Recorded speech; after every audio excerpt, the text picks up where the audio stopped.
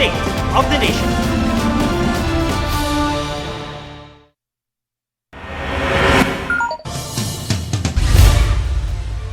Tumatawid ang ginang na yan ng mahagip ng motorsiklo sa Nagcarlan, Laguna.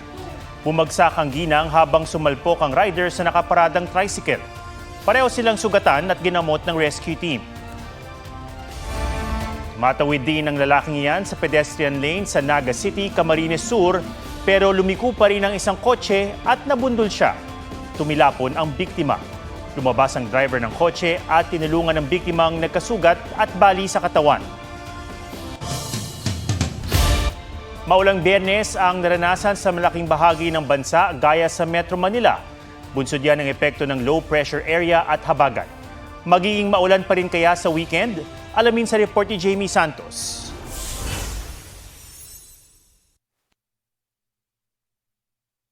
Ng hapon, halos wala nang maaninag sa EDSA Balintawak. Bumaha naman sa ilang kalsada. Sa MacArthur Highway, Valenzuela, ilang rider ang napilitang lumusong. Pero mas maraming hindi na nangahas sa takot na masiraan ng makina kaya bumigat ang trapiko.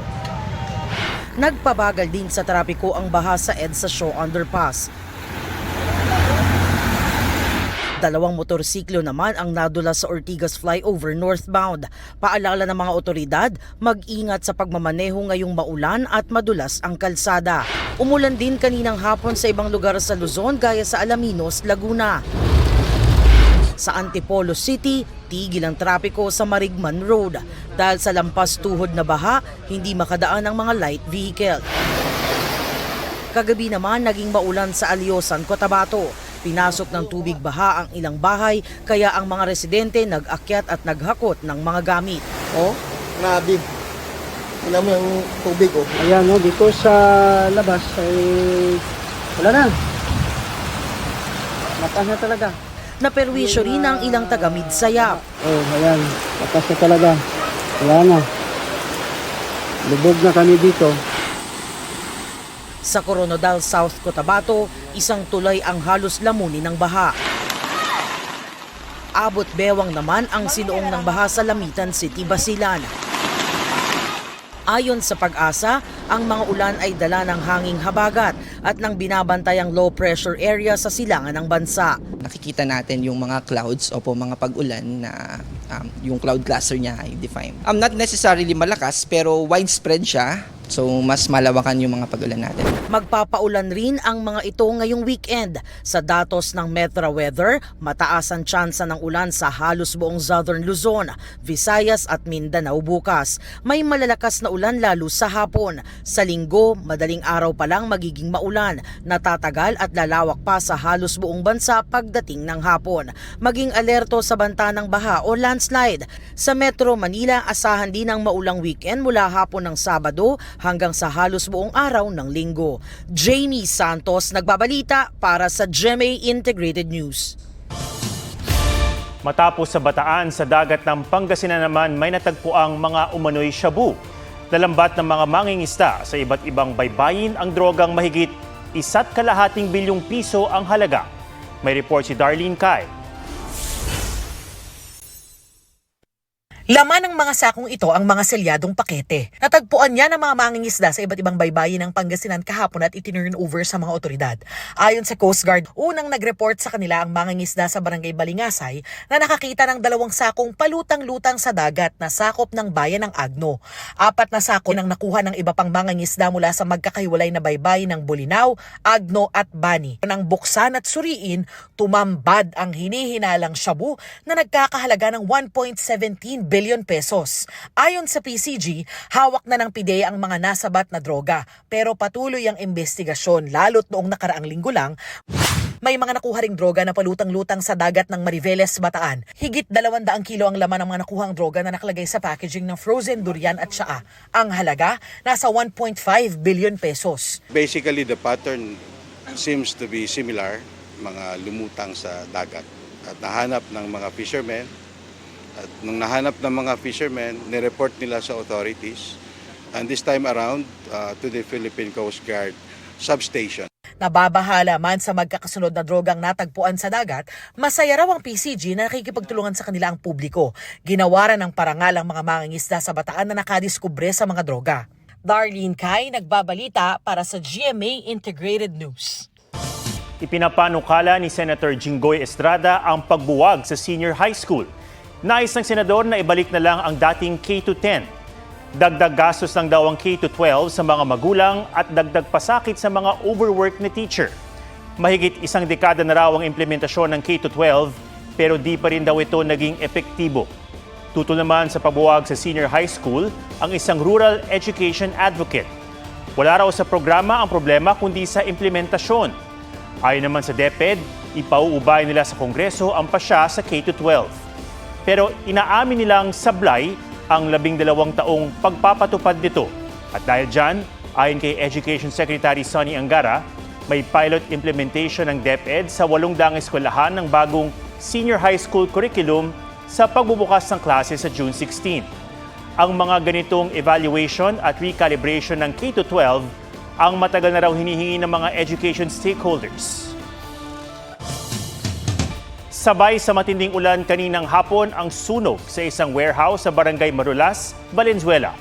Ayon sa Bureau of Fire Protection, naglalaman ng warehouse ng plastic at LPG tanks at pinalayo ang mga residente lalo't ang ilan ay nakitang nagpupulot ng mga tangke ng sumabog na LPG. 3 pagsabog mula sa mga tangke ng LPG ang dumagundong. Pasado alas 7 ng gabi nang maapula ang sunog. Inaalam pa ang sanhi at halaga ng pinsala.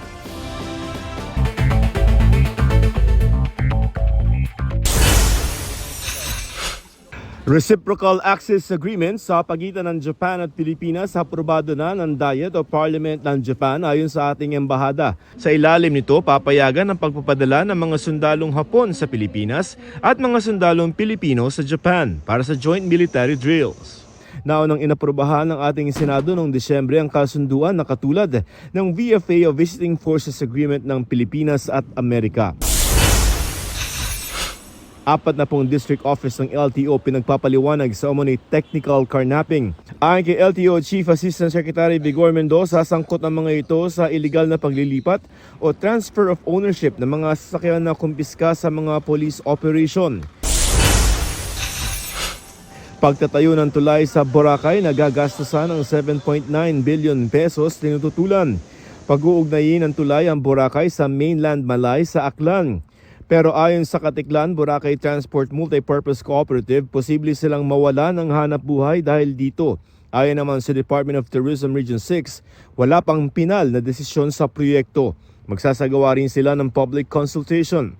Joseph Morong, nagbabalita para sa GMA Integrated News. Naaresto ang 5 magkakasabwat daw sa pag-apply ng milyon-milyong pisong loan gamit ang pekeng dokumento. Nasagip naman ang isang babaeng Vietnamese na umano'y dinukot at ginahasa ng mga Chino. Yan ang mga spot report ni Ian Cruz.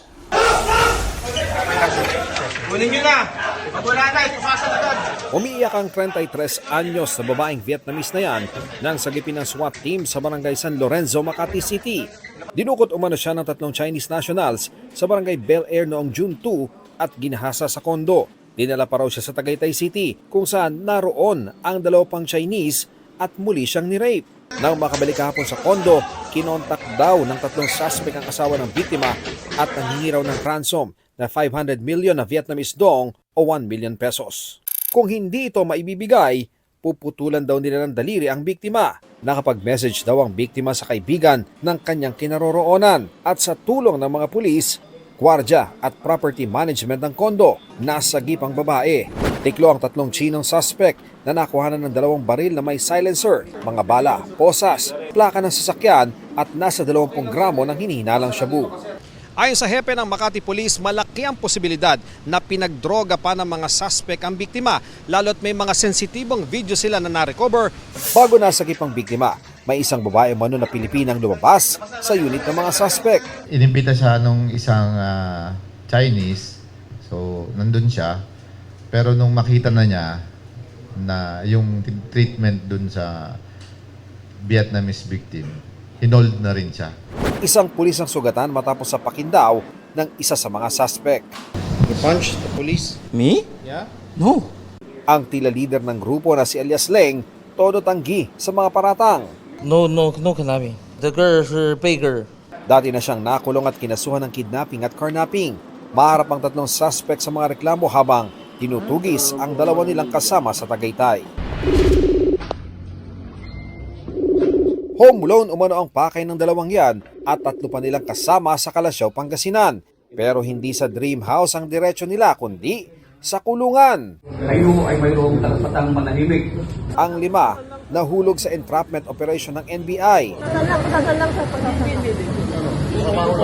Inireklamo sila ng pag-a-apply ng milyon-milyong pisong loan gamit ng isang property na hindi naman sa kanila. At ang ginamit nilang titulo para makapag-loan, peke ng i-check sa Registry of Deeds. Nakakuha sila ng 4 na milyon na loan mula sa complainant at hindi pa sila nakontento at humingi ng karagdagang 1 milyon mula sa complainant. Sinusubukan pa naming makuha ang panig ng mga suspect na inireklamo ng estafa through falsification of public documents.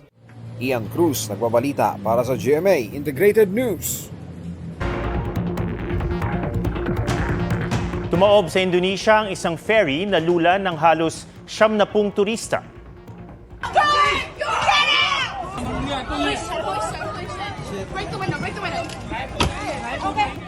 Nagbasag ng bintana at tumalon sa tubig ang ilan sa mga pasahero at crew na nagkumahog lalo't ang ferry unti-unting lumulubog. Ligtas ang 89 na turista at 5 crew bago tuluyang lumubog ang ferry. Kabilang sa mga sumaklolo ang ilang lokal gamit ang kanilang maliliit na bangka. Batay sa investigasyon, maglalayag pa lang ang ferry na nasa pantalan noon nang bigla itong hampasin ng mga alon hanggang mawalan ito ng balanse at tumaob.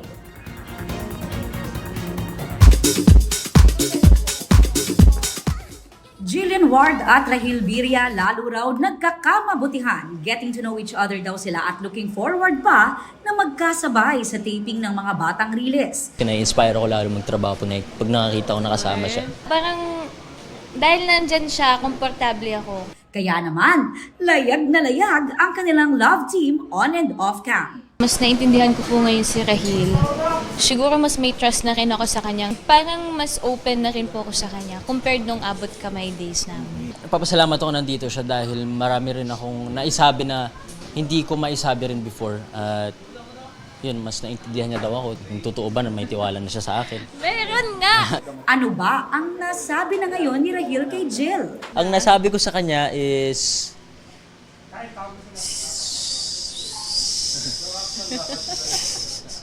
Bahala ka dyan. Emosyonal na humarap sa Fast Talk with Boy Abunda ang TGIS stars na sina Angelo De Leon, Bobby Andrews at Michael Flores. Nag-reminisce sila ng moments kasama si Red Sternberg. Plano nga niya mag-artista ulit. Meron talaga kami pinaplanong reunion project. Ayos na lahat ng logistics, lahat ng meron na eh. everything. Okay. Meron na. And that was the reason why he was so excited to come Yes. To be honest, we were all looking forward to getting together. Matagal na naman yun na sinasabi na sana nga.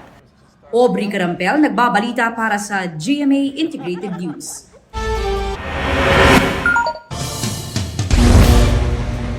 Animoy bagong taon sa bahaging yan ng Kalayaan Avenue sa Makati City. Ang matinding liwanag galing sa kumislap na transformer pag-aalas 8 ngayong gabi.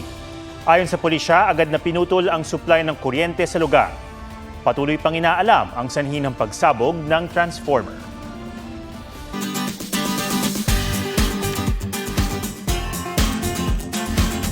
Ang leader ng Ukraine at si US President Donald Trump parehong may kahawig na made in China. Let's set the stage for that sa report ni Darlene Kai. Blonde hair, red tie. Ang signature look ni US President Donald Trump, stolen by a Chinese impersonator. Ang made in China na kopya ng US President, bida sa Cantonese opera show na Trump, the Twins President sa Hong Kong. Bukod sa kanya, ini-impersonate din dito ang isa pang world leader, si Ukrainian President Volodymyr Zelensky, kung saan ni-recreate nila ang makasaysayang pagbisita ng Ukrainian President sa White House. at pinuna ang informal nitong suot, bagay na plakado sa eksena ng show. Ang writer ng palabas, ibinida si Trump dahil sa mga kakaibang pulisiya nito tulad ng pagpapataw ng tariff sa mga imported product lalo na yung mga galing China. Layon daw ng show na maipakitang dapat maging magkaibigan ng US at China at mailapit sa mga kabataan ng tradisyonal na Cantonese opera. Sa katunayan, ang satirical opera show sold out lang naman. Darlene Kai, nagbabalita para sa GMA Integrated News. Yan po ang State of the Nation para sa mas malaking misyon at para sa mas malawak na paglilingkod sa bayan. Ako si Ato Maraulio mula sa GMA Integrated News, ang News Authority ng Pilipino. Huwag magpahuli sa mga balitang dapat niyong malaman. Mag-subscribe na sa GMA Integrated News sa YouTube.